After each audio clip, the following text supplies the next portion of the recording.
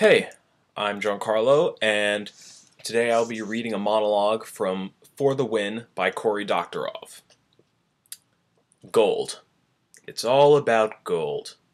But not regular gold, sort of the thing you dig out of the ground. That stuff was for the last century. There's not enough of it, for one thing. We haven't pulled all that much out of the earth, not in the whole of human history. And curiously, there's also too much of it. All the certificates of gold ownership issued into the world add up to a cube twice that size.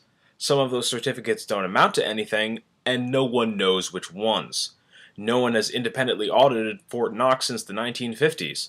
For all we know, it's empty. The gold's smuggled out and sold, put in a vault, sold as certificates, then stolen again and put into another vault, used as the basis for more certificates. So, not regular gold. Virtual gold. Call it what you want.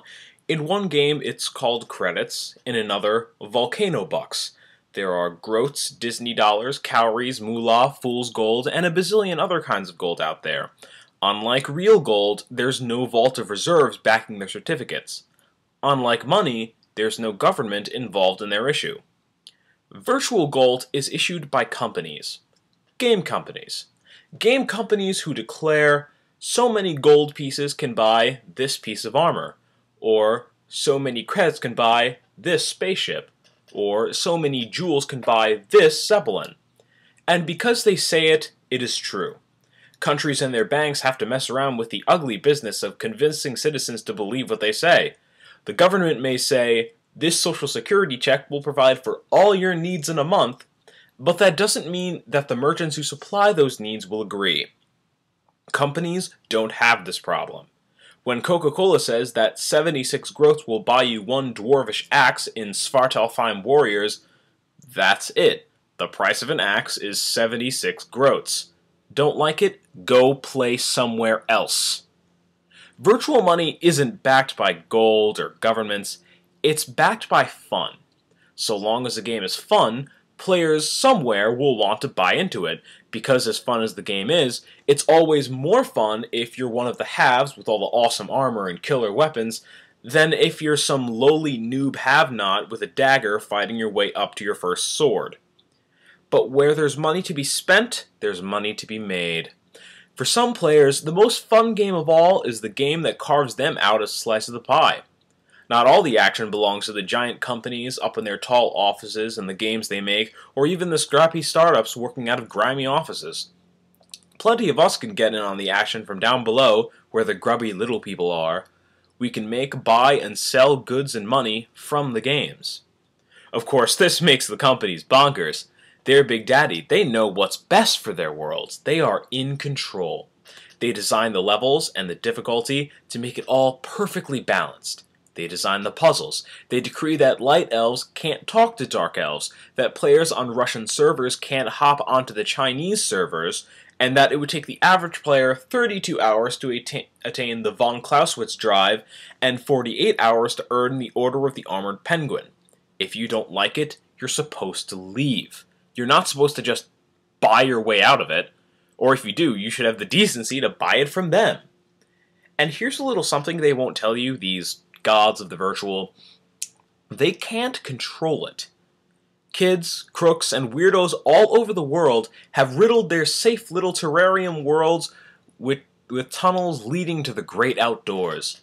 There are multiple competing interworld exchanges. Want to swap out your zombie mecha wealth for a fully loaded spaceship and a crew of jolly space pirates to crew it?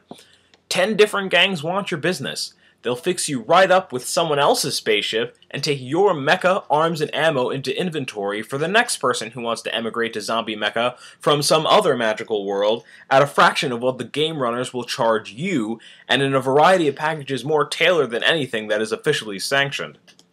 And the gods are powerless to stop it.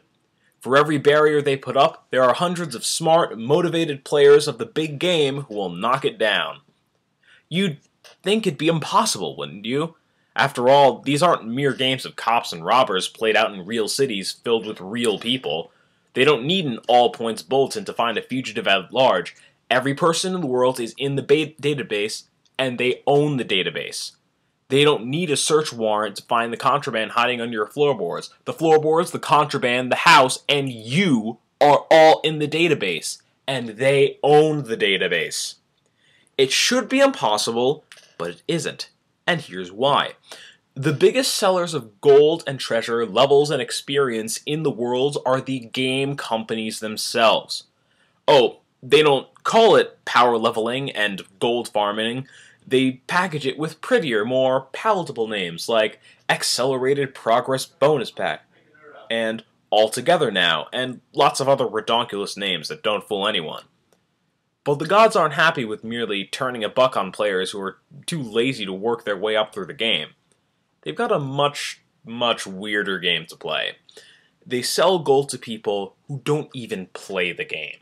That's right, if you're a big shot finance guy and you're looking for somewhere to stash $1 million where it'll do some good, you can buy $1 million worth of virtual gold, hang onto it as the game grows and becomes more and more fun as the value of the gold rises and rises, and then you can sell it back for real money through the official in-game banks, pocketing a chunky profit for your trouble.